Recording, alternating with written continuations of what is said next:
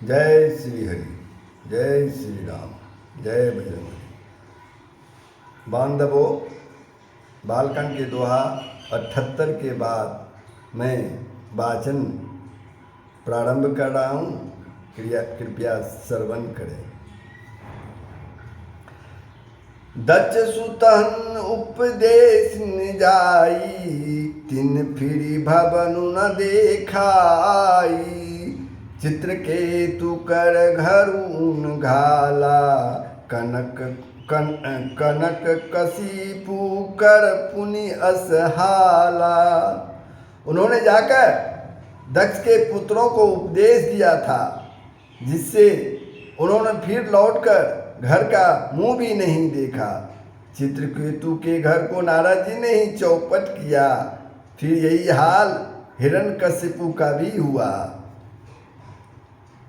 नारद सिख जे सुनहि नर नारी, अब सी होई तजी भवनु बिखारी। मन कपटी तन सज्जन चिन्ना, आपु सरिस सबहि चहकिन्ना। जो स्त्री पुरुष नारद की सीख सुनते हैं, वे घर बार छोड़कर अवश्य ही भिखारी हो जाते हैं। उनका मन तो कपटी है, शरीर पर सज्जनों के चिन्ह हैं। वे सभी को अपने समान बनाना चाहते हैं। सप्तऋषि पार्वती जी को भरमा रहे हैं कि नारद जी का जो वाणी सुनी थी और तप करने आए, इसलिए भरमा रहे हैं। तेहि के बचन मानी विश्वासा, तुम चाहूं पति सहज उदासा। निर्गुण नीलज कुबेशु कपाली, अकुल अगे दिगंबर प्याली। उनके वचनों पर विश्वास मानकर तुम ऐसा पति चाहती हो जो स्वभाव से ही उदासीन, गुणहीन, निर्लज, बुरे वेश वाला, नर कपालों की माला पहनने वाला, कुलहीन, बिना घर बार का, नंगा और शरीर पर सांपों को लपेटे रखने वाला है। कहु कबन सुकु असबर उपाए, भल भूलिहु ठग के बोराए। पंच कहे सिम सती विवाही, पुनि अब डेरी मराइन ताही। ऐसे बर के मिलने से कहो तुम्हें क्या सुख होगा। तुम उस ठग यानी नारद जी के बारे में बोल रहे हैं कि बहकावे में आकर खूब भूली। पहले पंचों के कहने से शिव ने सती से विवाह किया था, परंतु फिर उसे त्याग कर मरवा डाला। अब सुख सोबत सोचू नहीं, भिख मांगी भौ खाई। सहज एकाकिन के भवन, कबहू किनारी खटाई। सियावर राम जय जय राम, सियापति राम जय जय राम। अब शिव को कोई चिंता नहीं रही, भीख मांगकर खा लेते हैं और सुख से सोते हैं। ऐसे स्वभाव से ही अकेले रहने वालों के घर भी भला क्या कभी स्त्रियां टिक सकती है। आजहूँ मानहूँ कहा हमारा, हम तुम कहूँ बरुनी के बिचारा। अति सुंदर सुचि सुखद सुशीला, गावहीं वेद जासु जस लीला। अभी हमारा कहा मानो, हमने तुम्हारे लिए अच्छा वर विचारा है। वह बहुत ही सुंदर, पवित्र, सुखदायक और सुशील है, जिसका जस और लीला वेद गाते हैं। दूषण रहित सकल गुण राशि, श्रीपति पुर बैकुंठ निवासी। असबरु तुम्हि मिलाऊ वाणी, सुनत बिहसी कह बचन भवानी। अब दोषों से रहित सारे सद्गुणों की राशि लक्ष्मी जी का स्वामी और बैकुंठपुरी का रहने वाला है। हम ऐसे वर को लाकर तुमसे मिला देंगे। यह सुनते जी पार्वती जी हंसकर बोली, सत्य कहु गिरि भव तनु एहा, हट न छूट छूटे बरु देहा। कनकौ पुनि पसान ते होई, जारहु सहजु न परिहर सोई।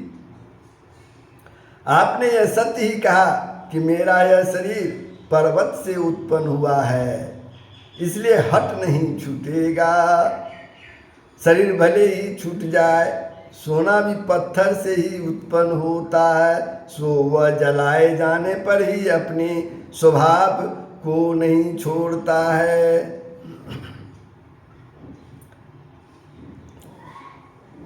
नारद बचन मैं परिहरहूँ, बसऊँ भवनु जरऊँ नहीं डरऊँ। गुर के बचन प्रतीति न जेहि, सपने सुगम न सुख सिद्धि तेहि।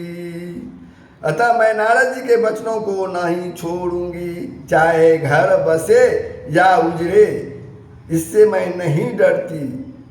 जिसको गुरु के वचनों में विश्वास नहीं, उसका सुख और सिद्धि स्वप्न में भी सुगम नहीं होती। महादेव अवगुण भवन, विष्णु सकल गुण धाम। जेहि कर मनोरम जाहि सन, तेहि तेहि सन काम सियावर राम। जय जय राम।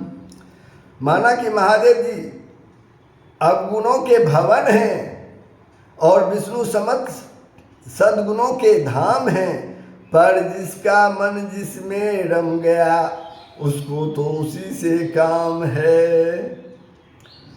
जो तुम मिलते हो प्रथम मुनीसा, सुनते हूँ सिख तुम्हारी धरी सीसा। अब मैं जन्म संबुहित हारा, को गुण दूषण करे विचारा। हे मुनीश्वरों, यदि आप पहले मिलते तो मैं आपका उपदेश सिर माथे पर रखकर सुनती, परंतु अब तो मैं अपना जन्म शिव जी के लिए हार चुकी हूँ, फिर गुण दोषों का विचार कौन करे। जो तुम्हारे हट हृदय विशेषी, रही न जाई बिनु किए बड़ेसी। तो कौतुक किन आल सुनाई, बर कन्या अनेक जग माई।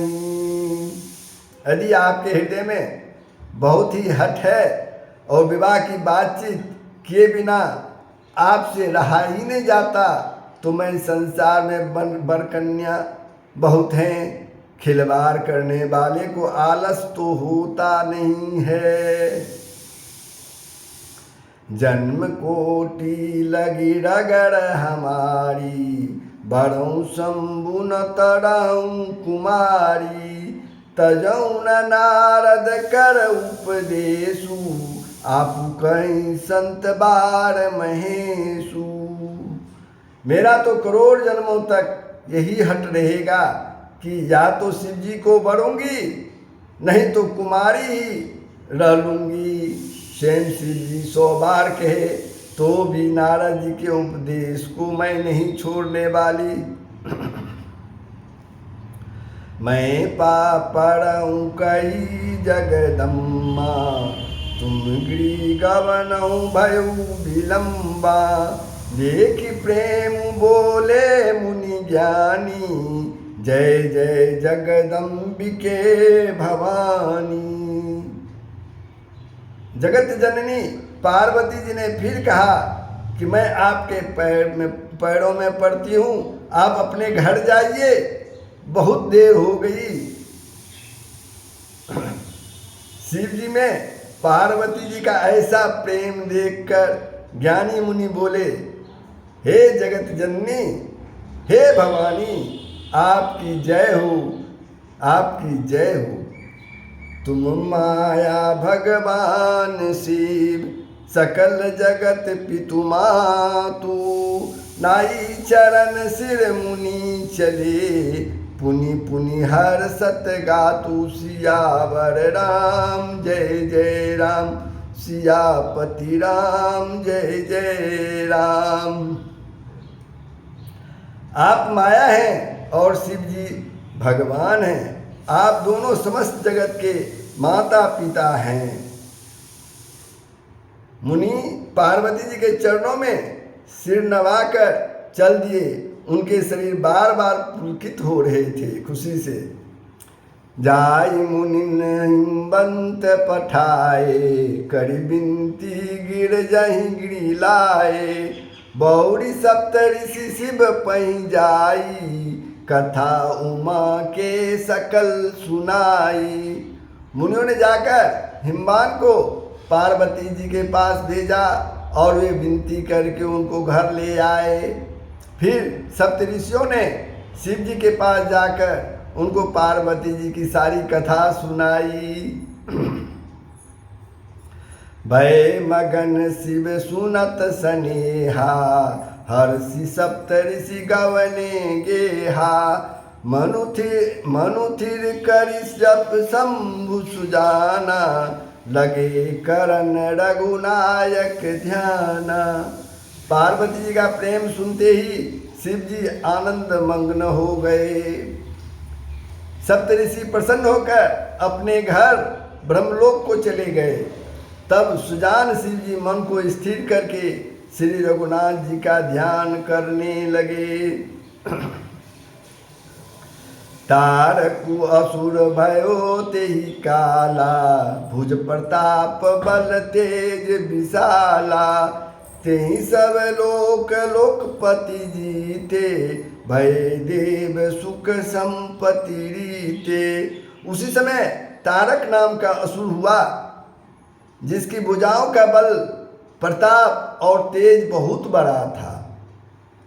उसने सब लोक और लोकपालों को जीत लिया। सब देवता सुख और संपत्ति से रहित हो गए। अजर अमर सो जीति न जाई, हारे सुर करी विविध लड़ाई। तब बिरंचि सन जाई पुकारे, देखे विधि सब देव दुखारे। वह अजर अमर था। तारक नाम का असुर जो था, राक्षस जो था, वह अजर अमर था, इसलिए किसी से जीता नहीं जाता था। देवता उसके साथ बहुत तरह की लड़ाइयाँ लड़कर हार गए। तब उन्होंने ब्रह्मा जी के पास जाकर पुकार मचाई। ब्रह्मा जी ने सब देवताओं को दुखी देखा। अब सुन कहा बुझाए विधि, धनुज निधन तब हुई। शंभु शुक्र संभूत सुत, यही जितहि रन सोई। सियावर राम जय जय राम। ब्रह्मा जी ने सबको समझाकर कहा, इस दैत्य की मृत्यु तब होगी जब शिव जी के बीच से पुत्र उत्पन्न हो। उसको युद्ध में वही जीतेगा। यानी राक्षस का से जीतने वाला ब्रह्मा जी वही पुत्र होगा, शिव जी के जो बीज से उत्पन्न होगा। तो बंधुओं, बालकांड के दोहा 82 तक का वाचन मैं किया हूँ। इसे ध्यानपूर्वक श्रवण करें। और 82 के बाद, दोहा 82 के बाद अगले दिन मैं पुनः आपके सामने उपस्थित होऊंगा। तो जय श्री राम, जय श्री हरि, जय बजरंग।